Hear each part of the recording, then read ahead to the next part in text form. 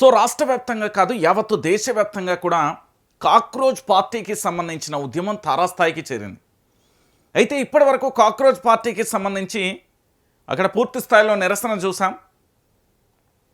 దానికి సంబంధించి పోలీసుల లాఠీ చార్జ్ కానీ, బాష్పవాయు ప్రయోగాలు కానీ, దాంతోపాటు టియర్ గ్యాస్ కానీ, లేదా నీళ్లకు సంబంధించి పూర్తి స్థాయిలో కూడా పోలీసులు వ్యవహరించిన తీరును కూడా చూసాం. అయితే కాక్రోచ్ పార్టీకి సంబంధించి దేశవ్యాప్తంగా వచ్చిన యువతలో చాలామంది కూడా గాయాల పాలైన విషయం మీ అందరికీ తెలిసిందే. దాంట్లో ఇప్పటి వరకు సుమారుగా 50 నుంచి 70 మందిపై ఎఫ్ఐఆర్లు నమోదు చేశారు, కొంతమందిని అరెస్టు చేశారనేది ఒక వాదన. వాళ్ళందరూ ఎక్కడున్నారు, దానితో పాటు గాయపడిన వాళ్ళ పరిస్థితి ఏంది, అందులో సీరియస్గా ఉన్న వాళ్ళ సంఖ్య ఎంత, ఇది రాష్ట్ర వ్యాప్తంగా కూడా చాలా వరకు కూడా పక్కన పెట్టే ప్రయత్నం అయితే చేసేళ్ళు. కానీ నిజానికి బాధాకరమైన విషయం ఏంటంటే ఇక్కడ సీజేపీ నిరసనలో గాయపడిన యువతి పరిస్థితి విషమంగా ఉంది. రామ్ మనోహర్ లోహియా ఆసుపత్రి వైద్యులతో నడ్డా సమావేశం, బాధితురాలని పరామర్శించిన రాహుల్ గాంధీ, కేజ్రీవాల్ మా మద్దతుదారులందరికీ కూడా క్షమాపణలు చెప్తున్నా అంటూ కూడా చూస్తున్న పరిస్థితి కనబడుతుంది దీప్కేకి సంబంధించి. సో ఏదైతే కాక్రోచ్ పార్టీ ఉద్యమంకి సంబంధించి తీవ్ర స్థాయికి చేరిందో, ఆ ఉద్యమంలో పూర్తి స్థాయిలో గాయపడ్డ వారి పరిస్థితి కూడా ఆందోళనకరంగా మారిపోయిన పరిస్థితి కనబడుతుంది. దీంట్లో ప్రధానంగా ఒక్కొక్కరికి సంబంధించి మనం చూసే ప్రయత్నం చేస్తే ఇక్కడ చాలా వరకు కూడా ఏంది అంటే యావత్తు దేశవ్యాప్తంగా కూడా ప్రధాని నరేంద్ర మోడీ మీద తీవ్ర స్థాయిలో నిరసన వ్యక్తం చేస్తున్న పరిస్థితి చూడొచ్చు. ఇక దద్దరిల్లిన ఢిల్లీ ప్రధాని ఇంటి ముందు రాహుల్ ధర్నా, అరెస్ట్ అంటూ కూడా చూడొచ్చు. ఇక కాంగ్రెస్ చీఫ్ ఖర్గేతో పాటు ఎంపీలు నేతల బైఠాయింపు అంటూ కూడా చూస్తున్నాం. సో ప్రధాని నివాసం ముందు మెరుపు ధర్నాకు దిగిన కాంగ్రెస్ అగ్రనేతలు రాహుల్, ప్రియాంక ఖర్గే, కేసీ వేణుగోపాల్, కర్ణాటక సీఎం డీకే శివకుమార్, కేరళ సీఎం సతీశన్ తదితరులు అంటూ కూడా ఇక్కడ చూస్తున్న పరిస్థితి కనబడుతుంది. సో పూర్తి స్థాయిలో కూడా విపక్ష పార్టీకి సంబంధించిన నేతలందరూ కూడా ఈ దేశానికి సంబంధించిన ప్రధాని నరేంద్ర మోడీ ఇంటి ముందు ధర్నా చేసే పరిస్థితి వచ్చిందంటే దేశంలో ఎంత అత్యవసర పరిస్థితికి దారితీసింది యువత ఉద్యమం అనేది ఒకసారి అందరూ కూడా ఆలోచించాల్సిన విషయం.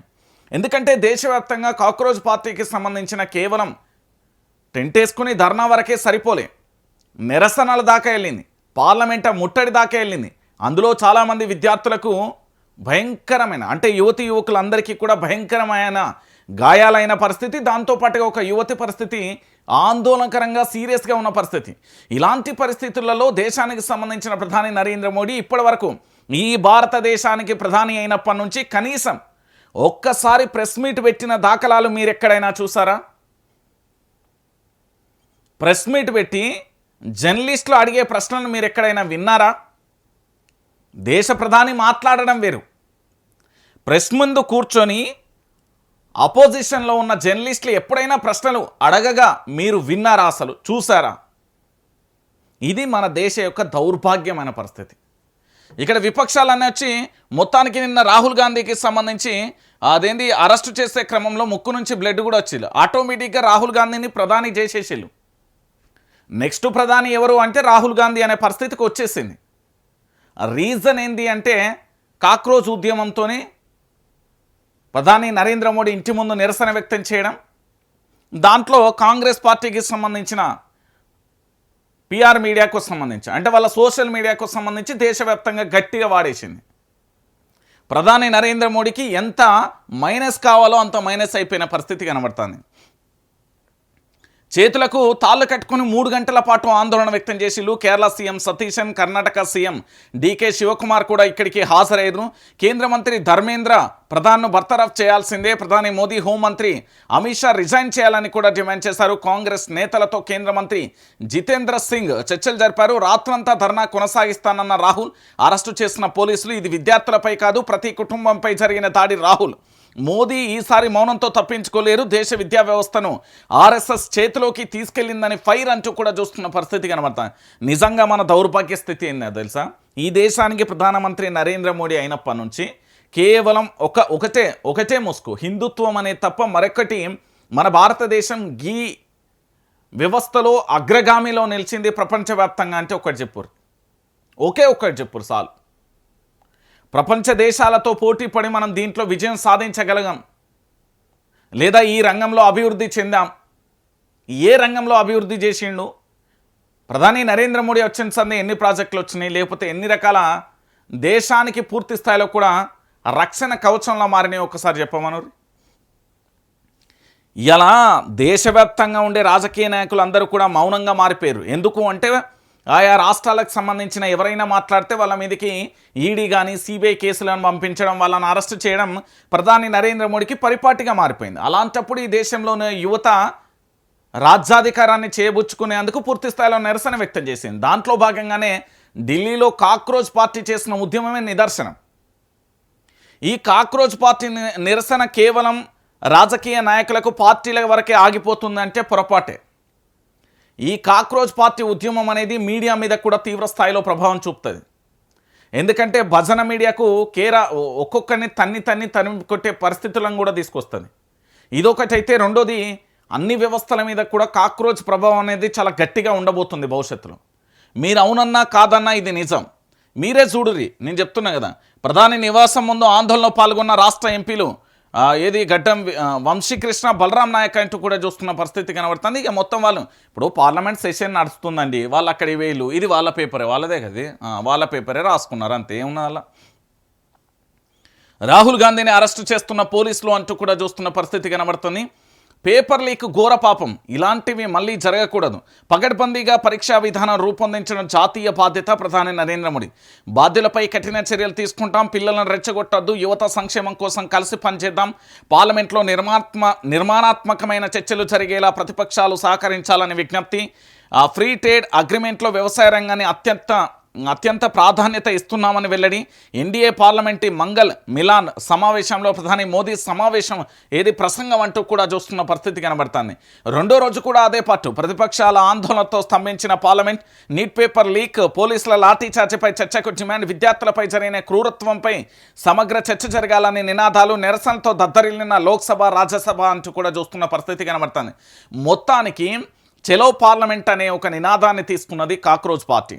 అది ఆ చెలో పార్లమెంట్ అనే ర్యాలీ సందర్భంగా విద్యార్థులపై ఇటు సీజేపీ అంటే కాక్రోచ్ పార్టీకి సంబంధించిన కార్యకర్తల మీద పూర్తి స్థాయిలో కూడా లాఠీచార్జ్ జరిగితే దానికి నిరసనగా మధ్యాహ్నం ప్రధాని నరేంద్ర మోడీ ఇంటి ముందు రాహుల్ గాంధీ మెరుపు ధర్నా నిర్వహించింది. ఇది ఇంటెలిజెన్స్ కూడా పసికట్టలేనంత వ్యూహాత్మకంగా కూడా రాహుల్ గాంధీ నిరసన వ్యక్తం చేసి కాక్రోచ్ పార్టీకి ఢిల్లీలో మద్దతుగా నిలిచింది.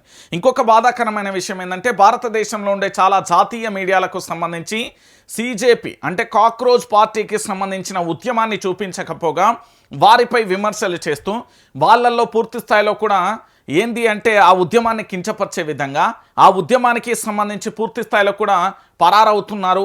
లేకపోతే ఇక్కడ ఇంకో రకంగా పూర్తి స్థాయిలో ప్రచారం చేసే ప్రయత్నం కూడా కొనసాగింది. కానీ యువత వాళ్ళు చేస్తున్న మాక్ లైవ్లోనే వెనకుండి పిచ్చి తిట్లు కాక్రోచ్ పార్టీకి సంబంధించి.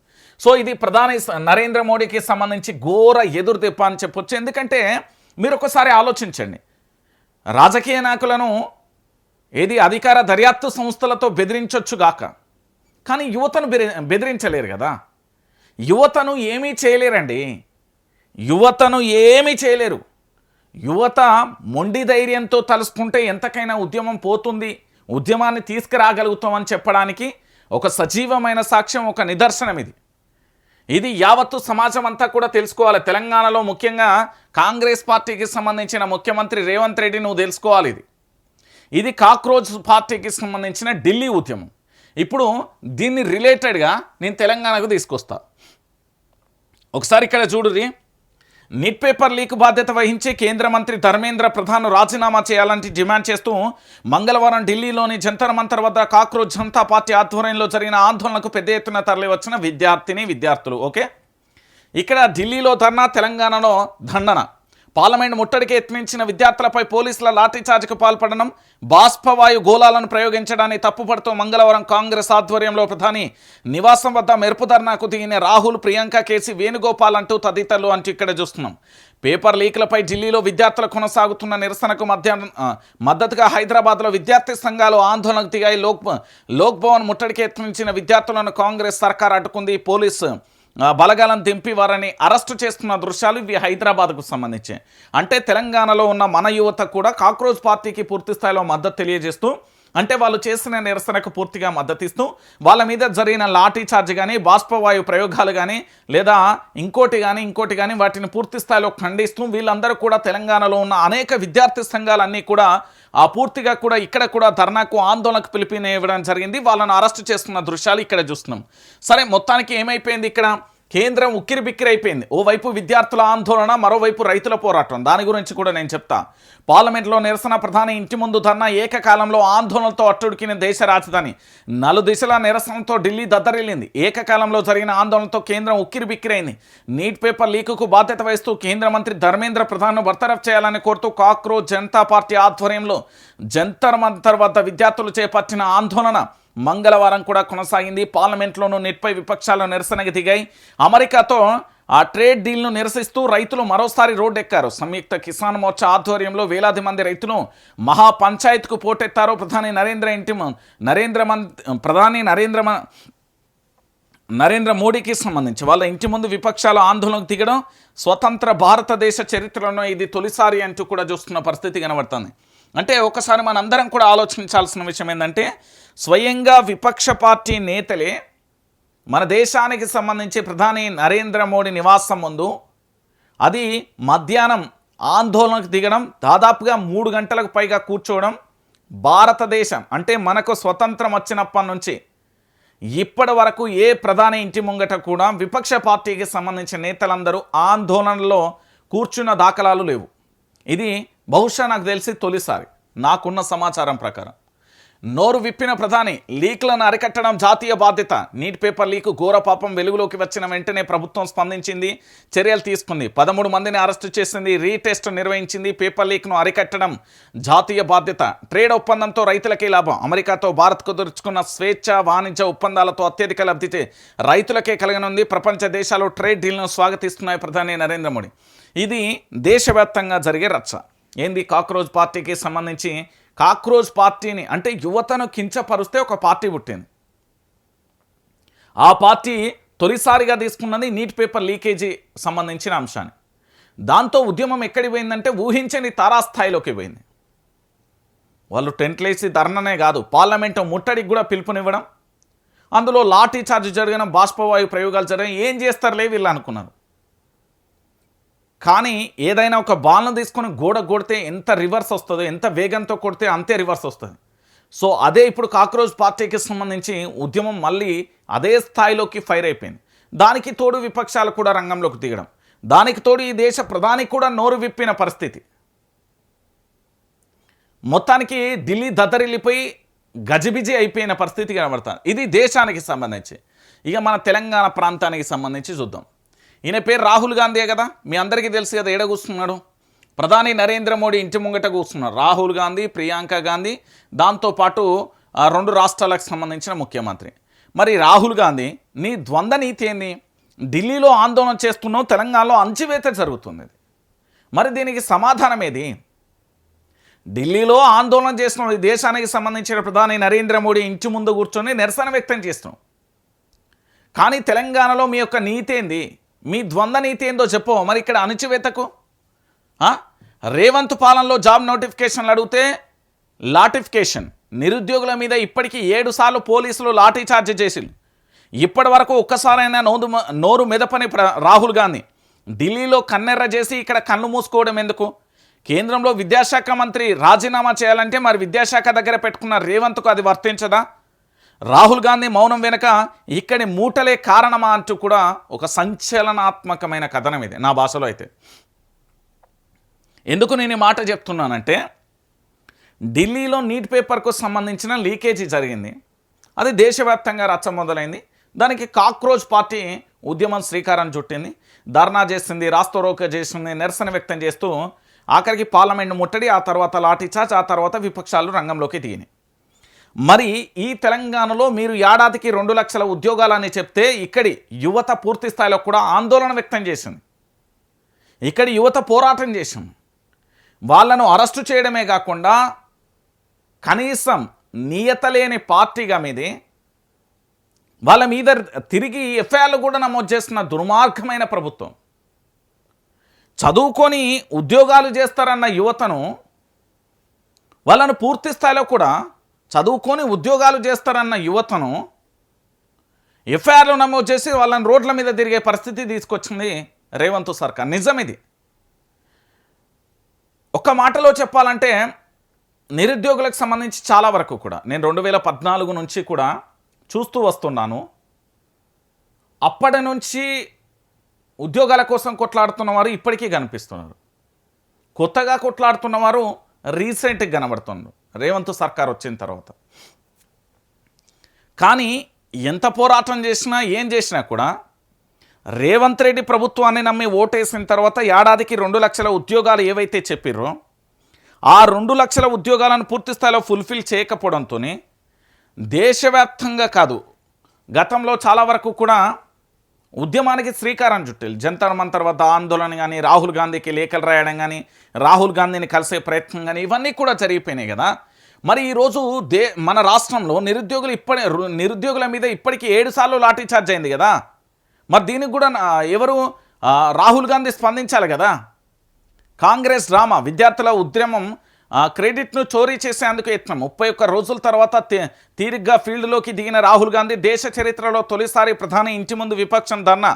బీజేపీతో కలిసి రాహుల్ డైవర్షన్ గేమ్ ఆడుతున్నారన్న ఆపు. కేంద్రంపై నిరసనకు రేవంత్ దూరం. ఢిల్లీలో కాంగ్రెస్ ధర్నాకు కర్ణాటక, కేరళ ముఖ్యమంత్రులు. బిజీ షెడ్యూల్ అంటూ ముఖం చాటేసిన తెలంగాణ సీఎం బీజేపీకి వ్యతిరేకంగా వెళ్ళడం ఎందుకనే దూరంగా ఉన్నారంటే అవును. ఇంకొకటి ఇక్కడ ఏంది, కర్ణాటకకు సంబంధించి కాంగ్రెస్ ప్రభుత్వం అధికారంలో ఉంది, కేరళకు సంబంధించి కాంగ్రెస్ ప్రభుత్వం అధికారంలో ఉంది. తెలంగాణ రాష్ట్ర ముఖ్యమంత్రి యనుమల రేవంత్ రెడ్డి మాత్రం పోలే. ఎందుకంటే మనోడు గనక పోయి ధర్నాలు కూకుంటే తెల్లారి ఓటుకు నోటు కేసు రీఓపెన్ అవుతుంది. భారతీయ జనతా పార్టీ యాక్షన్ మొదలు పెడితే ఇక్కడ ప్రభుత్వం పోతుంది. ఎందుకంటే వాళ్ళ లోపలనే, కాంగ్రెస్ పార్టీ లోపలనే అంతర్గతంగా గట్టిగా చర్చ నడుస్తుంది.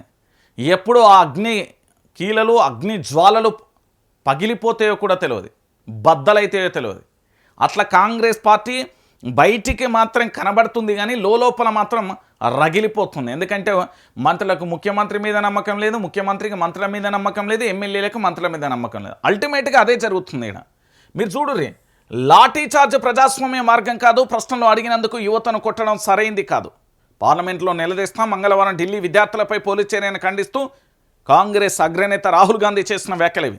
మరి ఇప్పుడు మాత్రమే కాదు, ఆగస్టు 2025లో ఢిల్లీలోని రామ్లీలా మైదానంలో ఎస్ఎస్సి విద్యార్థులపై లాఠీచార్జ్ను సైతం ఖండించారు. బీహార్ రాజధాని పాట్నాలో కూడా బీసీపీ ఎస్సీ టీచర్ అభ్యర్థుల మీద కూడా జరిగిన లాఠీచార్జ్ను ఖండించడం. మరి తెలంగాణలో జరిగిన నిరుద్యోగుల మీద జరిగిన లాఠీచార్జ్ను ఎందుకు ఖండించలే? దీని గురించి ఒకసారి సమాధానం చెప్పాలి కదా సారు. తెలంగాణలో జరిగిన నిరుద్యోగుల మీద జరిగిన లాఠీచార్జ్ను ఎందుకు ఖండించలేదు? రాహుల్ గాంధీ అంటే కేవలం ఢిల్లీకి సంబంధించి వాళ్ళ యొక్క భాషా ప్రాతిపాదిక రాష్ట్రాలకే ప్రాతినిధ్యం వహిస్తాడా, లేదా మా తెలంగాణ రాష్ట్రానికి కూడా ఆ పార్టీ ప్రాతినిధ్యం వహిస్తుందా? ఇక్కడ ముఖ్యమంత్రిగా మీ వాళ్ళు ఉన్నారని మాట్లాడడం లేదా మీ పార్టీకి సంబంధించి చేస్తున్న అణిచివేతను చూసి ఎందుకులే అనుకుంటున్నారా? లేదా కేటీఆర్ ప్రకటించినట్టు చాలా సందర్భాలలో చెప్పినట్టు ఇక్కడ నుండి మూటలు ఏమన్నా అందుతున్నాయి? ఇది రాహుల్ గాంధీ తీరిగ్గా ఆలోచించుకొని చెప్పు. నీకు మస్తు టైం ఇస్తాను నేను. ఎందుకంటే పూర్తి స్థాయిలో కూడా తెలంగాణలో ఒకటి, మళ్ళీ ఇంకొకటి ఏంటంటే పూర్తి స్థాయిలో కూడా జాతీయ స్థాయిలో ఒకటి, రాష్ట్ర స్థాయిలో ఒకటి నడుస్తాను.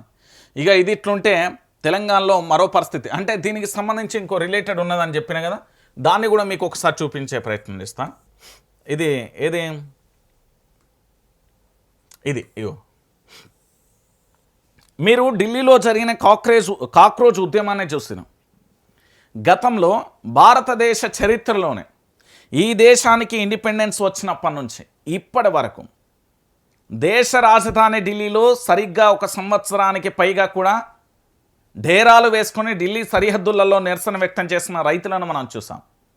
నల్ల చట్టాలకు వ్యతిరేకంగా రైతు ఉద్యమాలను చూసాం. దాంతో ప్రభుత్వాలు బెంబేలెత్తిపోయిన పరిస్థితి కూడా మనం చూసాం. సో అలాంటి పరిస్థితి మరొకసారి ఢిల్లీ స్థాయిలో రాబోతుంది అంటే ఆశ్చర్యం ఏమీ లేదు. ఒకసారి ఇక్కడ చూడండి, చీకటి ఒప్పందాలపై కన్నెర్ర చేసిళ్ళు ఎవరు? రైతులు. ఎందుకంటే భారత్ అమెరికా ఒప్పందాలపై రైతు సంఘాలు పూర్తి స్థాయిలో వ్యతిరేకిస్తున్నారు. ఎంత చైతన్యం అండి, ఎంత చైతన్యం చూడండి ఆయా రాష్ట్రాలకు సంబంధించి. ఎందుకంటే భారతదేశమును అమెరికా చేసుకున్న ఒప్పందాల మీద రైతు సంఘాలు వ్యతిరేకత. దేశ్ బచావో మోర్చాను అడ్డుకున్న పోలీసులు ఒప్పందంపై నిర్ణయం తీసుకోలేదు మంత్రి పీయూష్ గోయల్ అంటూ కూడా చూస్తున్న పరిస్థితి కనబడుతుంది. ఇది మంగళవారం ఢిల్లీ మీరట్ టోల్ ప్లాజాపై ధర్నా చేస్తున్న రైతులకు సంబంధించి కూడా ఇక్కడ చూస్తున్నారు. సో పూర్తి స్థాయిలో రైతుల ధర్నా నిరసనతో ఢిల్లీ పరిసరాలు మళ్ళొక్కసారి దద్దరిల్లిని. ఎందుకంటే గతంలో నల్ల చట్టాలకు వ్యతిరేకంగా ఇదే రైతులు కూర్చుంటే ఈ దేశానికి సంబంధించిన భారతీయ జనతా పార్టీని చిచ్చు ఓపిచ్చిలు రైతులు, మన భాషలో చెప్పాలంటే. ఇప్పుడు మళ్ళీ గదొక్కసారి రాబోతుందనేది అనిపిస్తుంది. ఒకసారి ఇటేమో కాక్రోచ్ ఉద్యమం, ఇంకొక పక్కన రైతుల ఉద్యమం. భారత్ అమెరికా వాణిజ్య ఒప్పందానికి వ్యతిరేకంగా దేశ్ బచావో మోర్చా పిలుపు మేరకు ఢిల్లీలోని కిసాన్ ఘాట్ వద్ద మహాపంచాయతీకి వస్తున్న ఆయా రాష్ట్రాల రైతులను పోలీసులు ఎక్కడికక్కడ అడ్డుకోవడంతో పలు ప్రాంతాలలో రైతులు బైఠాయింపు చేసిళ్ళు, నిరసన వ్యక్తం చేసిళ్ళు, ఆందోళన చేసిళ్ళు, ఉద్రిక్తతలు కూడా చోటు చేసుకున్నాయి. ఒప్పందం కొన్ని వస్తువులకే పరిమితం కాదని, ఇక్కడ వ్యవసాయం కానీ, పాడి కానీ, పరిశ్రమ కానీ, డిజిటల్ వాణిజ్యం కానీ, ఈ కామర్స్ కానీ, ప్రభుత్వ కొనుగోళ్లు, మేధో సంపత్తి హక్కులు, సేవా రంగాల వంటి వాటిని కూడా ఇది పరిధిలోకి తీసుకువచ్చిందని బీకేయూ డీబీఎం రైతులు ఆందోళన వ్యక్తం చేశారు. ఈ ఒప్పందం ద్వారా భారత రైతుల స్వప్రయోజనాలకు భంగం వాటిల్లుతుందని, తీవ్ర నష్టం తప్పదని వాపోయారు. భారతీయ రైతులు విదేశీ రైతులతో పోటీ పడడం కష్టమవుతుందని ఆవేదన వ్యక్తం చేశారు. దేశ్ బచావో మోర్చా పిలుపుతో కిసాన్ మహాపంచాయతీలో పాల్గొనేందుకు హర్యానా కానీ, ఇటు చండీగఢ్ కానీ, పంజాబ్ కానీ, యూపీకి చెందిన రైతులందరూ కూడా ఆందోళనకు వీళ్ళందరికీ చెందిన రైతులందరూ కూడా బీకేయూ డీబీఎం రైతులు, రైతు సంఘాల నాయకులు, రైతులు వేలాది మంది మంగళవారం ఢిల్లీకి వస్తుండగా పోలీసులు వారిని ఎక్కడికక్కడ కూడా సరిహద్దు వెంట అడ్డుకొని అరెస్టు చేశారు. Delhi Meerut highway Kashi toll plaza Shambhu సరిహద్దు వద్ద రైతులను పోలీసులు అడ్డుకున్నారు. ఈ సందర్భంగా రైతు సంఘాల నాయకులు మాట్లాడుతూ అమెరికాలో వ్యవసాయ రంగానికి రైతులకు అక్కడి ప్రభుత్వం భారీ రాయితీలు, సబ్సిడీలు, ఇన్సూరెన్సులు కల్పిస్తుందన్నారు. అక్కడ తయారైన చౌకనైన ఉత్పత్తులు భారతీయ మార్కెట్లోకి తీసుకొస్తే దేశంలో ఉండే రైతులకు తీవ్రమైన నష్టం వాటిల్లుతుందని ఆవేదన వ్యక్తం చేశారు. సో ఈ సందర్భంగా అక్కడ పోలీసులకు రైతులకు వాగ్వాదం చోటు చేసుకుంది, ఘర్షణ వాతావరణం కూడా వచ్చింది. అయితే అక్కడ హర్యానా మంత్రి శ్యామ్ సింగ్ టానా తదితరులు రైతులకు నచ్చజెప్పడంతో నిరసన ఆందోళన విరమించారు అనేది మనకు అందుతున్న అంశం. అయితే ఇక్కడ ఏంది అంటే కేంద్ర ప్రభుత్వానికి సంబంధించి భారత్ అమెరికా ఒప్పందం అనే విషయంలో దేశ వ్యవసాయ రైతుల ప్రయోజనాల విషయంలో రాజీ పడబోమని ఇటు కేంద్ర వాణిజ్య శాఖ మంత్రి పీయూష్ గోయల్ కూడా చెప్పారు. సున్నితమైన వ్యవసాయ ఉత్పత్తులను చర్చల పరిధి బయటే ఉంచామని స్పష్టం చేసిర్రు అంటూ ఆయన చెప్తున్న పరిస్థితి కనబడుతుంది. ఇంకొక విషయం ఏంటంటే ప్రధాని నరేంద్ర మోడీకి కౌంట్ డౌన్ మొదలైంది అంటే అవుననే అనిపిస్తుంది. ప్రధాని నరేంద్ర మోడీకి ఇక ఈసారితో రాజకీయాలకు గుడ్ బై చెప్పాల్సిన పరిస్థితి తీసుకురాబోతున్నారు. అలాంటి పరిస్థితి ఉత్పన్నమవుతుంది, అలాంటి సిచ్యువేషన్ వస్తుంది అంటూ కూడా చాలా వరకు ఒక రకమైన చర్చనైతే జాతీయ స్థాయిలో జరుగుతుంది. ఎందుకంటే ఓ పక్కన కాక్రోచ్ ఉద్యమం, ఇంకో పక్కన రైతులకు సంబంధించి. ఎందుకంటే ఇక్కడ అమెరికా రైతులకు సంబంధించి వాళ్ళు స్మార్ట్ వ్యవసాయం చేస్తారు, అంటే టెక్నాలజీ యంత్రాలతోని వ్యవసాయం చేస్తారు. దాంతోపాటు అక్కడి అమెరికాకు సంబంధించిన ప్రభుత్వం ఏం చేస్తుందంటే వ్యవసాయానికి సంబంధించి సబ్సిడీలు ఇస్తుంది, ఆఖరికి పంటకు ఇన్సూరెన్సులు కల్పిస్తుంది, దాంతోపాటుగా మద్దతు ధర కూడా కల్పిస్తుంది. కానీ మనకాడ అవన్నీ లేవు కదా. ఎందుకు అంటే ఈ మాట తెలంగాణ ప్రాంత ప్రజలందరూ కూడా ఆలోచించారు. ఎందుకంటే మన వల్ల కాదు. ఎందుకంటే అక్కడ వచ్చే సబ్సిడీలు కానీ, భారీ రాయితీలు, ఇన్సూరెన్సులు మన దగ్గర లేవు కదా. ఇప్పుడు మీరు పంట నష్టపోతే మీ పంటకి ఏమైనా ఇన్సూరెన్స్ వస్తుందా? రాదు కదా. అదే చోటు చేసుకున్నది ఇప్పుడు. సో ఇది కూడా బీజేపీకి ఒక రకంగా చెప్పాలంటే రైతుల పోటుతోని దద్దరిల్లిపోతుంది అనేది మరొక అంశం కూడా తెర మీదకి వస్తున్నది. ఇది దేశ రాజధాని మళ్ళొక్కసారి రైతులు నల్ల చట్టాల వ్యతిరేకంగా ఉద్యమం చేసిలు, ఇప్పుడు భారత్ అమెరికా వాణిజ్య ఒప్పందాల మీద కన్నెర్ర చేసిలు. ఇక ఏం జరుగుతుంది తర్వాత? ఇప్పటి వరకు కేవలం ఓకే అన్నరా, లేకపోతే మరొకసారి భారీ ఉద్యమాన్ని ఏమైనా తెరలిపే ప్రయత్నం జరుగుతుందా, ఎట్లుంటుంది అనేది మనం కూడా వేచి చూడాల్సిన పరిస్థితి అయితే కనబడుతుంది. ఇక ఇది ఇట్లా కనబడితే మనకాడ రైతుల పరిస్థితి చూద్దాం. మన రాష్ట్రంలో చూసిరు కదా, ఇక్కడ కనబడుతున్నది కేసీఆర్ వారసుడు KTR, BRS party working president Kalvakuntla Taraka Rama Rao. ఇక్కడ రైతు కుటుంబాలతో కూర్చొని రైతు కుటుంబాలతో ఏం మాట్లాడుతున్న దృశ్యాన్ని చూడండి. ఇది మంచిర్యాల జిల్లా లక్ష్మీపేటకు సంబంధించి మంగళవారం నిర్వహించిన రైతు సదస్సు అనంతరం రంగంపేటలోని దళిత బంధు లబ్ధిదారుల ఇంటికి వెళ్ళి ఛాయ్ తాగుతూ దాసరి రవి కుటుంబ సభ్యులతో ముచ్చడిస్తున్న బీఆర్ఎస్ వర్కింగ్ ప్రెసిడెంట్ కేటీఆర్ అంటూ కూడా చూస్తున్నాం. మరణించిన 4 రైతులకు కుటుంబాలకు బీఆర్ఎస్ ఆర్థిక సాయం అందించిన దృశ్యాన్ని ఇక్కడ చూడొచ్చు. మాది మంచిర్యాల జిల్లా దండేపల్లి మండలం ముత్యంపేట. కాంగ్రెస్ సర్కార్ నిర్లక్ష్యంతో నా భర్త చనిపోయిండు. ప్రభుత్వం సాయం చేస్తుందని ఆఫీసర్లు చెప్పారు. ఇంతవరకు రూపాయి రాలే. కేసీఆర్ సార్ సీఎంగా ఉన్నప్పుడు రైతులకు ఏ కష్టం రాకుండా చూసుకున్నాడు. ఇప్పుడు అదే మనసుతో కేటీఆర్ను పంపి 5 లక్షలు ఇప్పించిండు. సార్ సాయానికి ఎంతో రుణపడి ఉంటాం. సత్యవ ముత్యంపేట అంటూ కూడా ఇక్కడ చూస్తున్న పరిస్థితి కన్నా చాలా బాధాకరమైన విషయం ఏందో తెలుసా? కేసీఆర్ ప్రభుత్వంలో రైతు రాజు. అల్టిమేట్ డైలాగ్ ఇది. కేసీఆర్ ప్రభుత్వంలో రైతు రాజు. ఇంకా దీని గురించి మనం మాట్లాడాల్సిన అవసరమే లేదు. దీని గురించి మనం చర్చించాల్సిన అవసరమే లేదు. ఎందుకు ఈ మాట చెప్తున్నానంటే ఇది 1,00,000 కోట్ల రేట్లు నిజం. మీరు అవునన్నా కాదన్నా ఇదే నిజం. ఇది వాస్తవమైన విషయం. ఎందుకంటే కేసీఆర్ ప్రభుత్వంలో నీళ్ళు ఇచ్చిండు, కరెంట్ ఇచ్చిండు, ఎరువులు ఇచ్చిండు, మద్దతు ధర ఇచ్చిండు, కొనుగోలు చేసిండు, రైతుకి పెట్టుబడి సాయాన్ని ఇచ్చిండు, రైతుకు సంబంధించి అకాలంలో ఏదైనా పాము కాటో కరెంట్ షాకు ఏదైనా జరిగినా రోడ్డు ప్రమాదం జరిగితే రైతు బీమా ఇచ్చిండు, ఆ ఇంటిని నిలబెట్టిండు. మరి రేవంత్ రెడ్డి వచ్చి అని తుటుక్కు అనిపించింది. ఏది లేదు, అన్నీ పోయినాయి. ఏడుకొండలవాడ వెంకటరమణ గోవింద గోవింద అన్నట్టు ఇక్కడ తెలంగాణలో కేసీఆర్ పథకాలన్నీ ఎత్తేసాడు. కోత పెట్టుకుంటూ వచ్చిండు కదా. మనకు బాధాకరమైన విషయం ఏంటంటే వ్యవసాయానికి పంటలకి ఇన్సూరెన్స్ అనేది చాలా అవసరం తెలుసు. అసలు మన దగ్గర అగ్రికల్చర్ ఆఫీసర్లు ఉంటారు, గ్రామీణ ప్రాంతం మండల స్థాయిలో ఏఓలు ఏఈఓలు, వీళ్ళందరూ కూడా పూర్తి స్థాయిలో కూడా రైతుల సంఖ్య తెలుసు, పంట విస్తీర్ణం తెలుసు, ఏ పంటలు సాగు చేస్తున్నారో తెలుసు. ఇక్కడ తెలంగాణలో ఇప్పుడు రేవంత్ రెడ్డి వచ్చిన తర్వాత మళ్ళొక్కసారి ఆకలి రాజ్యం చావుల కేకలు వినబడితే నాకు చాలా బాధ అనిపిస్తుంది. ఇక చూడుర్రి, ఇది మంగళవారం బీఆర్ఎస్కు సంబంధించి నిర్వహించిన రైతు సదస్సు. ఇది ఉమ్మడి ఆదిలాబాద్ జిల్లాల నలుమూల నుంచి భారీగా వచ్చిన రైతులకు సంబంధించి హాజరైన దృశ్యాలు. రైతులను కాటేస్తున్న కాంగ్రెస్, రేవంత్ రెడ్డి ఉద్యమకారుల మీద తుపాకీ ఎక్కుపెట్టిన పోరంబోకు జాతి అయితే మాది కాదు. నిజంగా రేవంత్ రెడ్డికి సంబంధించి ఉద్యమ సమయంలో ఆ తుపాకీ తీసుకొని కరీంనగర్కు బయలుదేరిండు మన హీరో, నేటి ముఖ్యమంత్రి. తెలంగాణకు పచ్చి వ్యతిరేక ఆయనే. అప్పుడు ఆంధ్రప్రదేశ్కు సంబంధించిన తెలుగుదేశం పార్టీలో మెంబర్ ఆయనే. మీకు తెలుసో లేదో ఇది నిజం. రేవంత్ రెడ్డి అనేట ఆయన తెలంగాణ రాష్ట్రాన్ని రాకుండా అడ్డుకున్న ఆంధ్ర పెత్తందారి వ్యవస్థలో ఈ పెద్ద మనిషి కూడా ఒక ఆయన్నే. మీకు తెలుసో లేదు చూడుర్రి, చరిత్ర దాస్తే దాగదు కదా, తెలుస్తుంది కదా. సమైక్యవాదుల సంచులు మోసిన దౌర్భాగ్యలాడి జాతి అయితే మాది కాదు. తెలంగాణలో తొలి ప్రభుత్వాన్ని కూల్చేందుకు ప్రయత్నించి 50 లక్షలతో దొరికిపోయిన లుచ్చా జాతి అయితే మాది కాదు. ప్రాజెక్టుల మీద 100 కేసులు వేసి ఆపాలని చూసిన దివానాగాల బ్యాచ్ అయితే మాది కాదా. అబద్ధాలు విద్వేషాలు బూతులతో ప్రజలను రెచ్చగొట్టి బతికిన చిల్లర జాతి మాది కాదు. ఇచ్చే అవకాశం ఉన్నా నీళ్ళు ఇవ్వలేని అసమర్థత జాతి కాదు మాది. ఉద్యోగాలు అడిగితే ఎండ్రిని తాగమని, నీళ్ళు అడిగితే రక్తం చల్లుకోమని రాక్షస భాష మాట్లాడే జాతి మాది కాదు. ఎవరిదే జాతో తెలంగాణ ప్రాంత ప్రజలకు బాగా తెలుసు. గట్టిగా వేసుకున్నాడు. నిన్న కేటీఆర్ మాట్లాడుతా అంటే ఒక రకంగా చెప్పాలంటే ఏసీలో కూకున్న రేవంత్ రెడ్డికి కూడా చెమటలు రావాలి.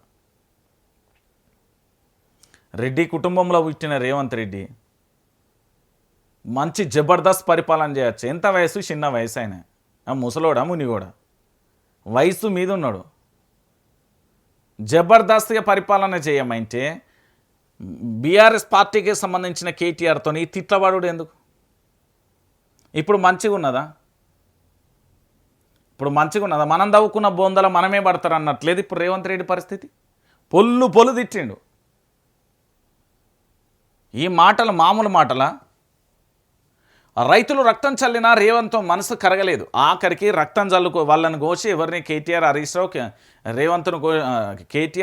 రావు కేసీఆర్ని గోసి రక్తం చల్లాలని రైతులు ఏం చేసిలు? కేసీఆర్ మీద అల్టిమేట్గా తెలంగాణ ప్రాంత ప్రజలకు ఎంత దూరం చేయాలన్నా, ఆయన ఆనవాళ్ళు తొలగిద్దామన్నా, ఆయనను విమర్శించిన కేసీఆర్కు తెలంగాణకు ఒక పేగుబంధం లాంటిది. మీరందరూ కూడా ఆలోచించండి. చరిత్రలో ఎవరైనా నిలిచిపోతారు, కానీ చరిత్రనే క్రియేట్ చేసిండు. మన జాగ్రఫీలో తెలంగాణ అనే ఒక రాష్ట్రాన్ని తీసుకొచ్చిన యోధుడబ్బా, ఆయన గురించి నీకెందుకు? పరిపాలన ఏమో శాత కాదు, ఊకే విపక్షాలను ఆ నోరైతే ఇష్టం ఉన్నట్టు బూతులు మాట్లాడతాను. ఏం మాట్లాడతాడో అర్థం కాదు నాకైతే అది. 4 సార్లు రైతు బంధు ఎగ్గొట్టిన వంచకుడు రేవంత్. యూరియా, కరెంటు, సాగునీటి గండాలు దాటి వచ్చిన రైతుల రేవంత్ గండాన్ని దాటలేకపోతున్నారు. కావాలనే కాళేశ్వరం నీళ్ళు ఎత్తకుండా సతాయిస్తున్నారు. రైతుల పార్టీత దగాకోరు కాంగ్రెస్ను తరిమి కొట్టాలి. లక్కింపేటలో సభలో బీఆర్ఎస్ వర్కింగ్ ప్రెసిడెంట్ కేటీఆర్ ఇక 4 రైతు కుటుంబాలకు పార్టీ నుంచి ఆర్థిక సాయం. దళితవాడలో పర్యటన, దళిత కార్యకర్తల ఇంట్లో భోజనం అంట చూడొచ్చు. కాలం తెచ్చింది కాదు ఇది, కాంగ్రెస్ తెచ్చిన కరువిది అంటూ కూడా చెప్పిన పరిస్థితి. సో రేవంత్ రెడ్డికి సంబంధించి ఈ నమస్తే తెలంగాణ పేపర్ చూస్తే ఇలా బువ్వ తింటావా నువ్వు? అసలు టిఫిన్ ఏమైనా చేస్తావా? మధ్యాహ్నం లంచ్ ఏమైనా చేస్తావా? డిన్నర్ ఏమైనా చేస్తావా? ఇలా పూట ఏమైనా నిద్రపోతావా? ఎట్లా తిట్టిండు చూడు. చెప్పరాదుర్రా మీ పక్కన ఉన్న పిఆర్టీ ఏం చేస్తారు? గాడిదలు కాస్తుర్రా మీరేమన్నా? విపక్ష పార్టీకి సంబంధించిన కేటీఆర్ ఎంత భయంకరంగా తిట్టిండో చూడు. ఇకనైనా మారి ప్రజలకు మంచి చేయి. ఫస్ట్ ఆ భూతు పురాణం బంద్ చేయర్రి. ఆ భూతు పురాణం బంద్ చేసి ఆకర్షించే విధంగా కేసీఆర్ గనక మాట్లాడితే ఎంత చమత్కారంతో పంచలేస్తాడు అట్లా మాట్లాడు. బూతులు మాట్లాడితేవి పూర్తి స్థాయిలో ఆఖరికి ఆగమైపోతుంది. రైతులను వంచిస్తేవి, రైతులలో పూర్తి స్థాయిలో ఉగ్రరూపం చూస్తేవి. ఈరోజు తెలంగాణ రాష్ట్ర వ్యాప్తంగా అత్యంత ఘోరమైన పరిపాలన ఎవరిది అంటే రేవంత్ రెడ్డిది అని చెప్తారు. ఏది మనకు ప్రత్యేక రాష్ట్రం ఏర్పడినప్పటి నుంచి ఇప్పటి వరకు ఎవరిది ఏం కథ అని చూస్తే, ఎవరు ఏంది అని చూస్తే ఇదే పరిస్థితి వచ్చింది. ఒకసారి మీరు అందరూ కూడా ఆలోచించండి. ఈ మాటలు అన్నుడు ఎందుకు, అనిపించుకునేందుకు తెలంగాణ ప్రాంత ప్రజలరా? రాష్ట్ర ముఖ్యమంత్రి, లేకపోతే ఒక పార్టీ అధ్యక్షుడా, లేకపోతే ఒక పార్టీ కార్యకర్త, లేకపోతే ఎవరైనా రేవంత్ రెడ్డి అనే వ్యక్తి ఇంత ఘోరంగా మాట్లాడితే దానికి రీకౌంటర్ కేటీఆర్ ఇస్తే, నాకైతే ఇగో ఈ మాటలను నిన్న తర్వాత నిజంగా కూడా ఇక అసలు రేవంత్ రెడ్డి ఈ మాటలు విన్నాక కూడా ఇక బువ్వ తింటాడంటే ఘోరం ఇది. నేను మళ్ళీ చదివి పెట్టమన్నా చదివి పెడతా. రేవంత్ రెడ్డి ఉద్యమకారుల మీదికి తుపాకీ ఎక్కుపెట్టిన పోరంబోకు జాతి అయితే మాది కాదు. సమైక్యవాదుల సంచులు మోసిన దౌర్భాగ్యాల జాతి అయితే మాది కాదు. తెలంగాణ తొలి ప్రభుత్వాన్ని కూల్చేందుకు ప్రయత్నించిన 50 లక్షలతో దొరికిపోయిన లుచ్చా జాతి అయితే మాది కాదు. ప్రాజెక్టుల మీద 100 కేసులు వేసి ఆపాలని చూసిన దివానా గల బ్యాచ్ అయితే మాది కాదు. అబద్ధాల, విద్వేషాల, బూతులతో ప్రజలను రెచ్చగొట్టిన చెతికిన చిల్లర జాతి అయితే మాదకు. ఇచ్చే అవకాశాలున్న నీళ్ళు ఇవ్వలేని అసమర్థత జాతి అయితే మాది కాదు. ఉద్యోగాలు అడిగితే ఎండ్రిని తాగమని, నీళ్ళు అడిగితే రక్తం చల్లుకోమని రాక్షస భాష అయితే మా జాతి కాదు. ఎవరిదే జాతో తెలంగాణ ప్రాంత ప్రజలకు బాగా తెలుసు. 90mm సినిమా చూపెట్లే కేటీఆర్ రేవంత్ రెడ్డికి. నేనైతే ఆళ్ళ పొద్దుగాల ముఖ్యమంత్రి పదవి వద్ద పాడద్దని రాజీనామా చేసి వెళ్ళిపోతాను ఈ మాటలకైతే. 90mm cinema చూపెట్టాను, 90mm cinema చూపెట్టాను. మామూలు భాషలా, మామూలు పదాలా ఇవి? ఇక రేవంత్ రెడ్డికే తెలవాలి. ఇకనైనా మారయ్యా, ఎందుకు మంచి అవకాశం ఉన్నది మొత్తం ఆగం చేసుకునే పరిస్థితి వచ్చాయి. ఇంకేముంటుంది చెప్పు? ఇంతకంటే దారుణం, ఇంతకంటే ఘోరం ఇంకేముంటుంది? ఇంతకంటే దారుణం ఇంకేముంటుంది? ఒకసారి తెలంగాణ ప్రాంత ప్రజలందరూ కూడా ఆలోచించాల్సిన విషయం ఇది. ఇక దాంతోపాటుగా ఆపరేషన్ తెలంగాణ, రాబోయే జిహెచ్ఎంసీ అసెంబ్లీ ఎన్నికలే లక్ష్యంగా కమలం పార్టీ మిషన్ తెలంగాణ. అమిత్ షా, బిఎల్ సంతోష్ పర్యవేక్షణలో 3 ఏజెన్సీలు గ్రౌండ్ వర్క్ షురు. బెంగాల్ ఎలక్షన్లలో కీలకంగా వ్యవహరించిన స్పెషల్ టీమ్స్ సైతం ఎంట్రీ. రాజకీయ వర్గాలలో జోరుగా చర్చ అంటూ కూడా చూస్తున్న పరిస్థితి కనబడుతుంది. నాకు అందిన విశ్వసనీయ సమాచారం ప్రకారం తెలంగాణలో ఉన్న డిజిటల్ మీడియా, సోషల్ మాధ్యమాలు, యూట్యూబ్ ఛానళ్ళకు సంబంధించి ఇప్పటికే చాలా వరకు సంప్రదింపులు అయితే కొనసాగుతున్నాయి. దాంట్లో భాగంగా భారతీయ జనతా పార్టీ తెలంగాణలో ప్రశ్నించే ప్రతి వ్యక్తిని కూడా భారతీయ జనతా పార్టీకి సపోర్ట్ కావాలి, మద్దతు కావాలి అని ఒక అంశంతోని ప్రతిపాదనతోని ముందుకు వస్తున్నారు. ఖచ్చితంగా కూడా 2028లో ఇటు బీఆర్ఎస్ ఇటు కాంగ్రెస్ కాకుండా బీజేపీ రావాలనే ఒక లక్ష్యంతోని ఈ టీములన్నీ సెంట్రల్ నుంచి దిగినాయి. దీంట్లో భాగంగా దీనికి ముందు జరిగిన ఆసక్తికరమైన సమావేశం మీ అందరికీ తెలుసు. బండి సంజయ్ దాంతోపాటు లక్ష్మణ్కు సంబంధించి ఇద్దరికి సంబంధించిన ఏది కలయిక మనందరం అయితే చూసాం. వాళ్ళిద్దరిని కూడా కూర్చోబెట్టి చర్చించి శాంతియుతం చేసి వాళ్ళని మాట్లాడించే ప్రయత్నం చేసి వాళ్ళిద్దరి మధ్యలో ఉన్న గొడవలను కూడా సమన్వయం చేసే పరిస్థితి అయితే తీసుకొచ్చి అది మనందరం అయితే కూడా చూసాం. అయితే దాంట్లో భాగంగానే దాని తర్వాత తెలంగాణలో ఎట్లాగో 30 రోజుల డెడ్ లైన్ పెట్టిలు. ఈ శ్రావణ మాసంలో పూర్తి స్థాయిలో కూడా చాలామంది నేతలను కూడా ఎట్టి పరిస్థితులలో వాళ్ళ పార్టీలో కలుపుకునే అందుకైతే రంగం సిద్ధం చేసుకున్నారు. దాంట్లో భాగంగానే మిషన్ తెలంగాణ పేరుతోని 3 ఏజెన్సీలు ఆల్రెడీ తెలంగాణలో ఎంటర్ అయినాయి. నేను మళ్ళీ చెప్తున్నా, తెలంగాణలో పూర్తి స్థాయిలో 3 టీములు ఎంటర్ అయిపోయినాయి. అదేది పోకిరి సినిమాలో గాక లాస్ట్ మినిట్లో వాళ్ళ తండ్రిని అది రౌడీ మూకలు చంపిన తర్వాత పూర్తి స్థాయిలో మహేష్ బాబు ఎంట్రీ ఇచ్చిన తర్వాత ఆ ప్రకాష్ రాజును తీసుకుపోయి ఎక్కడున్నారు బ్యాచ్ అని తీసుకుపోయి జీబులో తీసుకెళ్ళి ఆల్రెడీ ఎంటర్ అయినా అంటారు చూడు. ఆ స్థాయిలో బీజేపీకి సంబంధించిన 3 ఏజెన్సీలు తెలంగాణలో ఎంటర్ అయినాయి. చాలా భయంకరంగా కూడా ఈ ఏజెన్సీలు పనిచేయబోతున్నాయి. ఎందుకంటే వీళ్ళు గతంలో ఈ బెంగాల్ ఎలక్షన్లలో కూడా వీళ్ళు చాలా కీలకంగా వ్యవహరించు బెంగాల్కు సంబంధించిన ఎన్నికలలో వీళ్ళు పనిచేసి వీళ్ళ అద్భుతమైన ప్రదర్శన చూపెట్టిళ్ళు. సో ఇప్పుడు వీళ్ళ టీం ఎంటర్ కావడంతో ఒక్కసారిగా రాష్ట్రంలో ఉన్న మేధావులు కానీ రాజకీయ విశ్లేషకులు కానీ దాంతోపాటు ఇంటెలిజెన్స్ కూడా కాస్త ఒక్కసారిగా కూడా వెనకడుగు వేసిందనే చెప్పొచ్చు. ఎందుకంటే వీళ్ళ మిషన్ చాలా ఏంది అంటే అర్థం కాని భాషలో పోతుంది. సో నాకు తెలుసు కాబట్టి నేను మళ్ళీ చెప్తున్నా, తెలంగాణలో అధికారమే లక్ష్యంగా బీజేపీ అధిష్టానం ఆపరేషన్ సఫ్రాన్ మొదలుపెట్టింది. రాబోయే జీహెచ్ఎంసీ 2019 అసెంబ్లీ ఎన్నికలలో గెలుపు కోసం వ్యూహాలు రచిస్తుంది. ఇందులో భాగంగా ప్రొఫెషనల్ ఏజెన్సీలను రంగంలోకి దించింది. ఇప్పటికే 2 ఏజెన్సీలు పనిచేస్తుండగా తాజాగా పశ్చిమ బెంగాల్ బీహార్ ఎన్నికలలో కీలక పాత్ర పోషించిన అభిష్నా టీంతో ఎంట్రీ ఇచ్చింది. ఢిల్లీ పెద్దల పర్యవేక్షణలో విధులు నిర్వహిస్తున్న ఈ బృందం బూత్ స్థాయి నుండి పార్టీ పరిస్థితులను లోటుపాట్లను అధ్యయనం చేస్తూ హైకమాండ్ సలహాలు సూచనలు కూడా ఇవ్వనున్నట్టుగా తెలుస్తుంది. రాష్ట్రంలో వీళ్ళు ఎప్పుడు ఉద్యమం చేయాలి, ఎప్పుడెప్పుడు నిరసన వ్యక్తం చేయాలి, ఏ విధంగా రియాక్ట్ కావాలి, ఎక్కడికెక్కడికి వెళ్ళాలి, దేన్ని రాజకీయ ఆపర్చునిటీగా వీళ్ళు వాడుకోవాలి, ఏ విధంగా అధికారంలోకి రావాలి, ఏంది అంటే గరక్క పోసను కూడా ఆవ గింజను కూడా వదలడానికి వీళ్ళు లేకుండా 3 ఏజెన్సీలు ఆ రంగంలోకి వచ్చినాయి. ఎందుకంటే వీళ్ళు గతంలో ఏది పశ్చిమ బెంగాల్ ఎన్నికలు కానీ బీహార్ ఎన్నికలలో పనిచేసిళ్ళు. దాంతోపాటుగా ఇప్పటికీ ప్రధాని నరేంద్ర మోడీ ప్రభుత్వాన్ని కాపాడుతున్నది కూడా ఈ టీమే.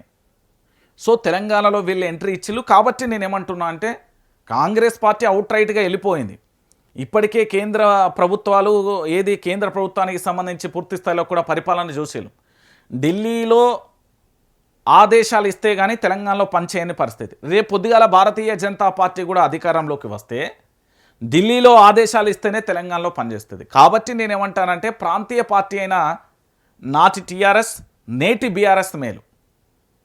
ఎందుకంటే ద్రవిడ పార్టీలను చూసి మనం నేర్చుకోవాలి. ఆ ప్రాంత రక్షణ కోసం ఆ ప్రాంతాల కోసం ఎట్లా పనిచేసినా ఏంటి అనేది మనం చూసుకోవాలి. సో ఆపరేషన్ తెలంగాణకు సంబంధించి బీజేపీ అయితే నడిపిస్తున్నది. సో దీంట్లో భాగంగా ఏం జరుగుతుంది, ఎట్లుండబోతుంది అనేది మనం కూడా వేచి చూసే ప్రయత్నం అయితే చేద్దాం.